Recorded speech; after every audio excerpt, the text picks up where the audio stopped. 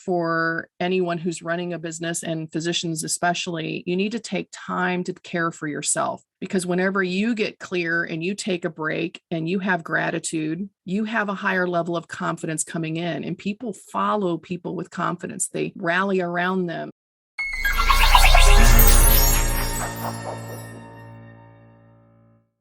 Hi, everyone. We are so glad you're here on Doc Working, the Whole Physician Podcast. I'm Jill Farmer, Master Certified Life Coach and one of the lead coaches at Doc Working and one of the co-hosts of the Doc Working Podcast. And today, I'm really excited to be joined by Jeanet Wade. Jeanet is an author as well as an expert at helping people in organizations thrive. She uses strategy, execution, and team health to help transform organizations. And she does this across industries with a holistic approach that goes beyond a formulaic strategy. Her ideas are not just pie in the sky theories. It's rooted in hard data and evidence gathered from a long career. And I love, Jeanet, how you try to help leaders change the way companies operate and the way that teams operate together so that people can thrive in business and frankly in life as well.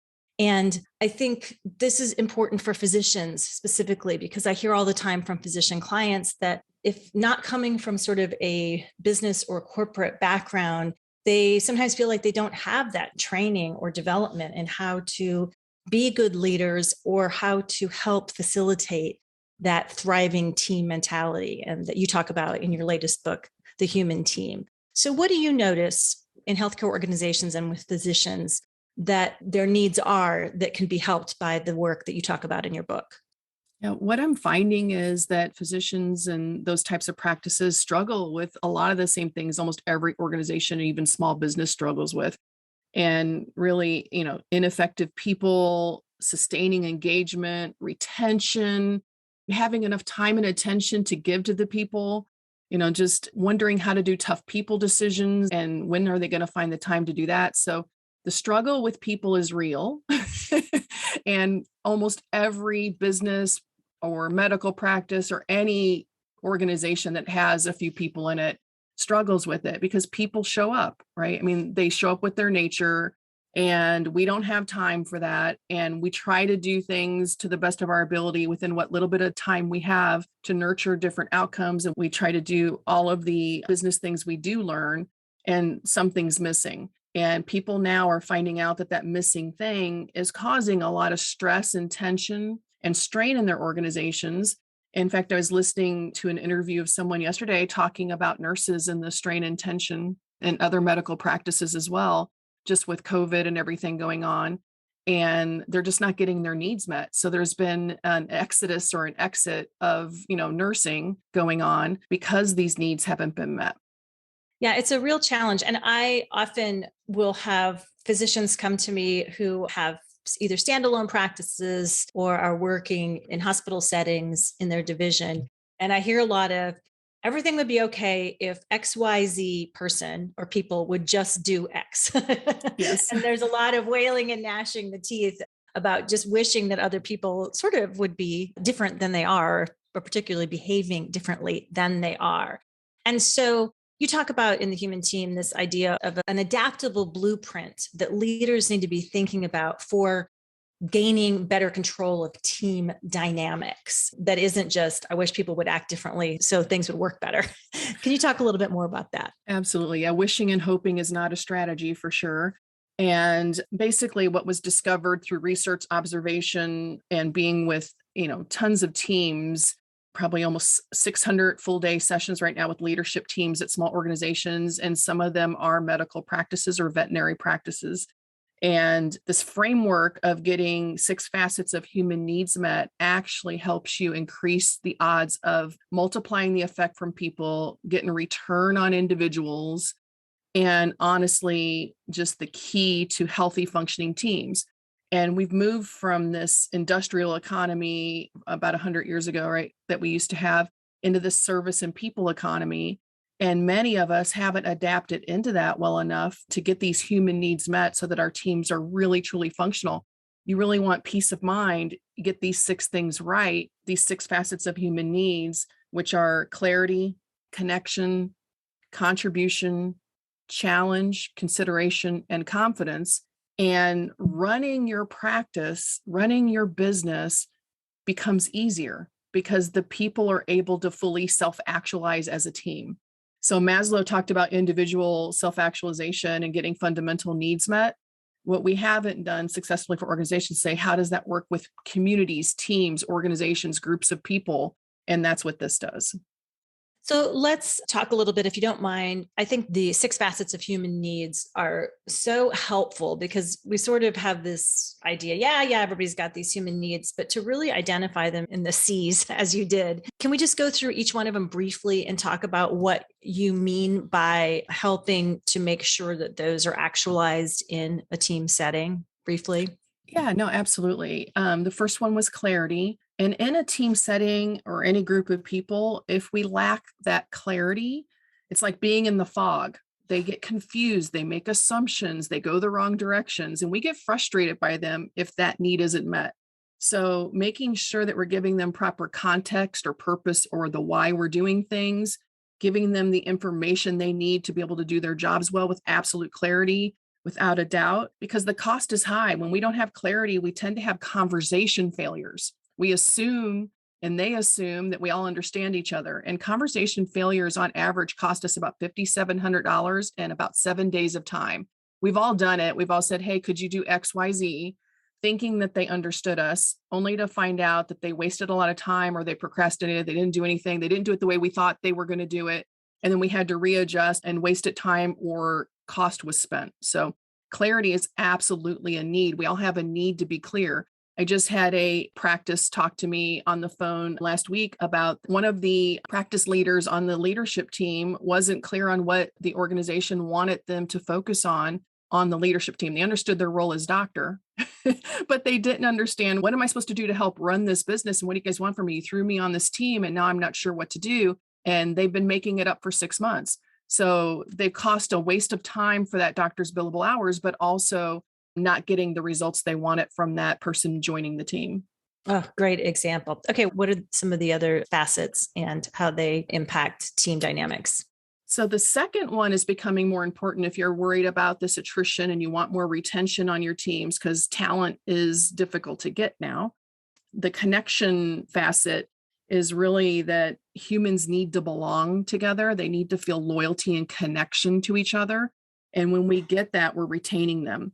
We can retain 77% of the people on our staff that we want to retain if we only keep them connected to us. And that's not just through communication and team building activity, but also understanding that they connect to where they are. And that's been really difficult during COVID because we haven't been able to come together as much and gather, have purposeful ways of connecting. We also connect, and I'm trying to find a better word than this, but I think this really says it. We connect through ritual, the repetition of things, that this office always does this every month, or this office does this every week, or this is how we start our mornings. And we start to count on that and connect to it. And we're like, this is how our team operates, and I'm part of the team. So keeping connection actually improves the energy of the team and their ability to be functional and stay sticky to each other, meaning they stay with the organization. Yeah, we talk a lot at Doc Working about attrition and how expensive it is for healthcare systems to hire new physicians. And so really working hard on ways to support physicians to thrive in their current situation so that they don't leave or get burned out because it's painful and hard on the physicians and it's really hard on the organizations. And connection is a big key of what we've done in our Doc Working Thrive subscription program, is to provide a place where physicians can come together, outside of work as well, and feel connected to other physicians, feel seen, be able to share ideas and get coaching and support. So of course, connection is near and dear to my heart. And I think you bring up a really good point. A lot of times leaders, I've seen it in organizations across sectors, including healthcare, think, oh, well, they're coming to work every day, but we don't really have to do anything to foster connection. And as you talked about, the rituals, those other components of making sure that people feel like they belong is actually not just something that spontaneously happens. Sometimes it really needs to be cultivated as leaders. So let's talk about confidence too. I know that's another one of your 6 facets that I think is one that leaders sometimes think is fixed in individuals on teams, and they forget what their role is to help support or foster that. Yeah, I mean, natural, and we know this from the nature, the instincts and reactions and brain functions. Human beings, as an animal, naturally have fear, apprehension, and doubt. We're wired to resist. We tend to look at the negative. And so, building up confidence in the team is really key. And what I find in some of the cultures in smaller businesses and practices is that there are a lot of cultures and ways of doing it that were dictatorships, a lot of ego behind it. They didn't embrace failure. They scream and yell at each other. I had a veterinary practice where they really have a challenge with building confidence and trust and the ability to make mistakes on the team because there's such a high level of expectation, perfection, and I'll just say for one of the leaders, a little bit of tyranny and dictatorship embedded in the culture. And I'm finding that's not unusual in these smaller organizations. And it's kind of almost a rite of passage. It's how it's always been. It's a ritual that needs to probably break because we need to embrace failure in organizations. And I'm not saying the high risk failures, I'm not saying the medical failures, so we obviously have compliance and we have things that we must do. But there's smaller things in running the business side that we can count on people to do that aren't deal breakers, aren't major risks to the organizations, things like allowing someone to order office supplies for you instead of you doing it for yourself so that you can actually focus on patient care. I'm always amazed when I see people who are running businesses doing things that they should not be doing because they don't allow other people to take the chance to do it. And a lot of times it's super small stuff. And I say office supplies because I literally see small things like that. And it baffles me that they don't give people a chance to do it. So embracing that failure and allowing people to make mistakes and learn from it and say, so what do we learn from that? How do we get better? It's a continuous improvement and honoring of it. Also, I think for anyone who's running a business and physicians especially, you need to take time to care for yourself. Because whenever you get clear and you take a break and you have gratitude, you have a higher level of confidence coming in, and people follow people with confidence. They rally around them. And so if you're building confidence and trust in yourself, you'll build confidence and trust in the team because confident teams and confident leaders adapt and innovate faster. And 98% of people perform better when they're confident. So if you can build up the confidence and trust and ability to take chances and innovate and continuously improve in the organization, you have much higher odds of scaling your business. Really, really good information. There's such a misnomer out there in the world that confidence should come from being perfectionist and the best and achieving. And I hear it all the time. People say, oh, I feel connected and I trust you because you admit it when things go wrong or when mistakes are made, because I get curious about what I can learn from that. And that's, it's taken a while for me to foster that. The ego had to take a good beating for a lot of years. I had to go through some real ego death to get to that point. But I can say through the lived experience, it definitely is true.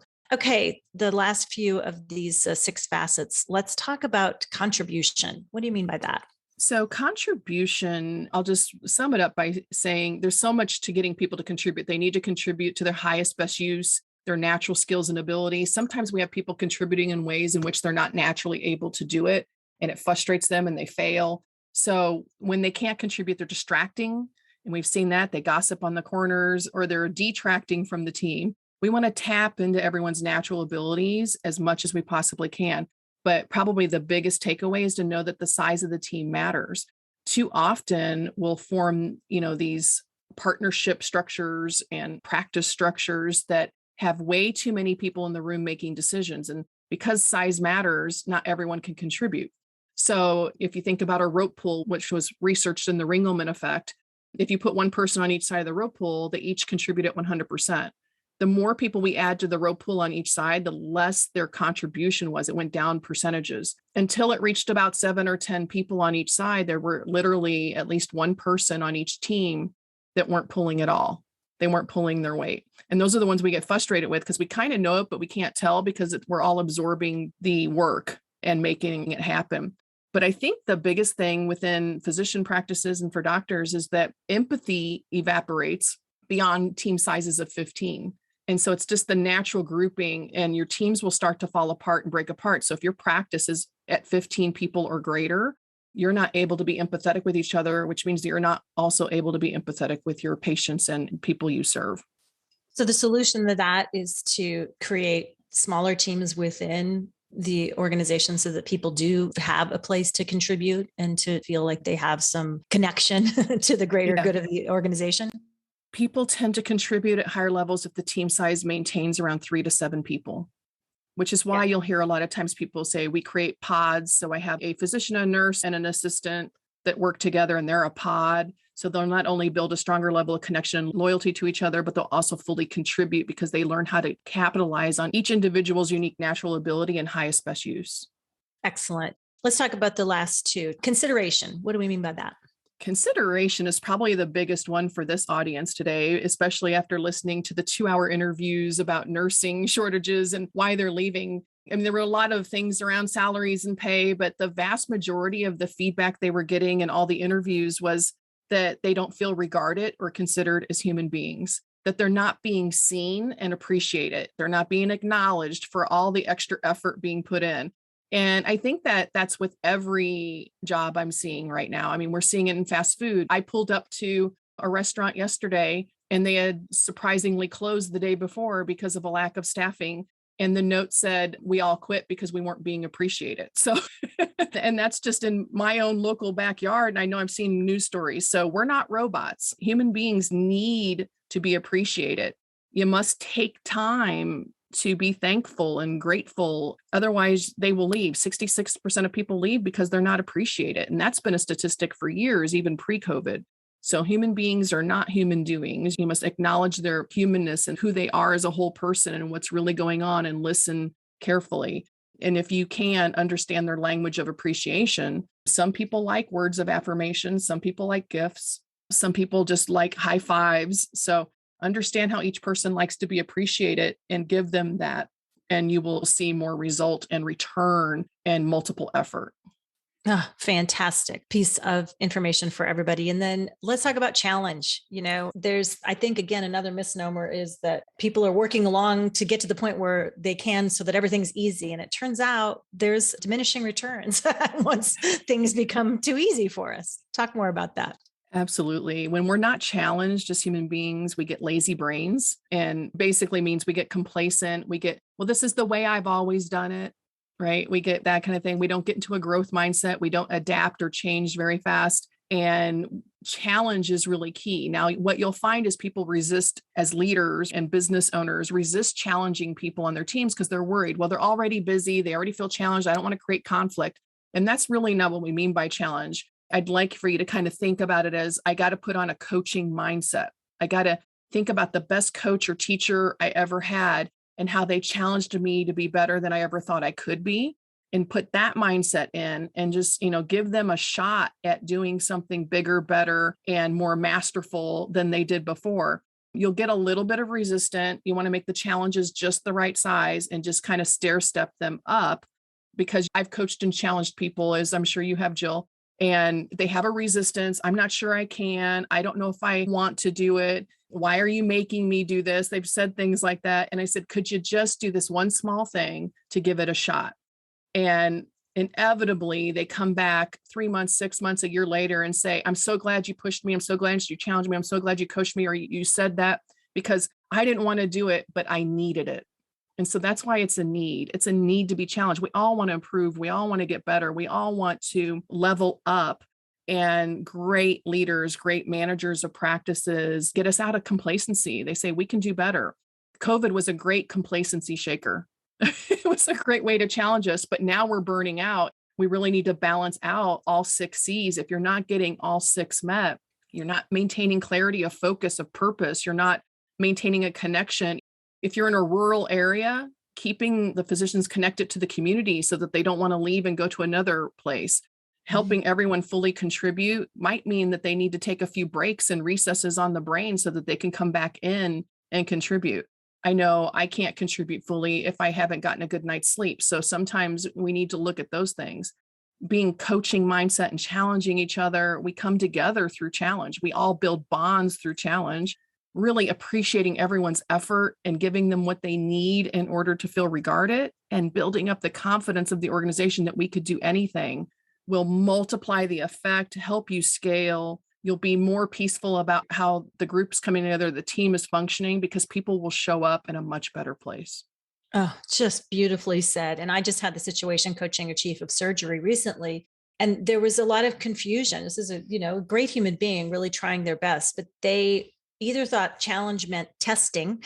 There are Mhm. people where there was a high risk of failure. And then, there was a lot of insecurity that was created in the model of the way that they were challenging, or there was a presumption by the leader, it's just easier if I do it myself because they're already pressurized and they don't want me to challenge them. And so being able to, use these concepts you've just talked about to help the physician leader, the chief, better understand that when you're providing a challenge for somebody with the faith in them that they can achieve the Yeah. challenge, those two are necessary partnership from a leadership coaching perspective. If you're coaching your team to help them more likely achieve the success we want them to achieve. So beautifully said. I think you've given us so many just fantastic ideas. I can't recommend the human team enough for physicians, physician leaders, others in healthcare. I think there's just a lot of fantastic information. Jeanet Wade, how can people get a hold of you if they want to learn more about what you do? So you can go to my website, which is business-alchemist.com. And on there is a section for the human team where you can get coaching guides, assessments. You can click over to order the book. My contact information is out there. So yeah, if anybody needs anything, I'm here to help answer any questions. Jeanet Wade, you have given us such amazing information. This is one of those ones you might want to put on replay, everybody, because I think there's just fantastic information for all of us, whether we're leading a pod of 2 or 3 people or in a group and we want to help somebody who's leading us do a better job. These concepts of the 6 facets of human needs, I just think are really helpful, especially in these times, to help physicians thrive. So thank you so much for this conversation. Thank you to everybody who showed up today. Be sure you tell your friends about Doc Working, the Whole Physician podcast, because we are here to serve you. Until next time, I'm Jill Farmer.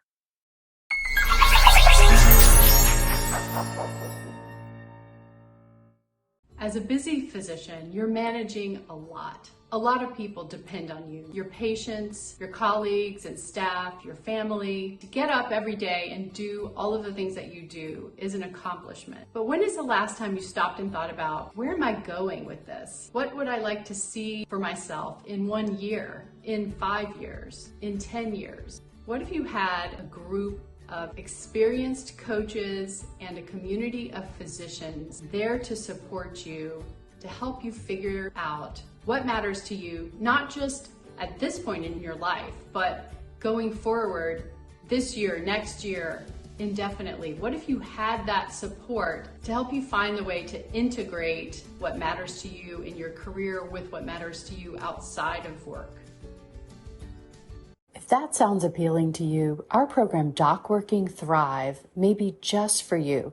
Please check us out, docworking.com. It's docworking.com, or email me, jen@docworking.com.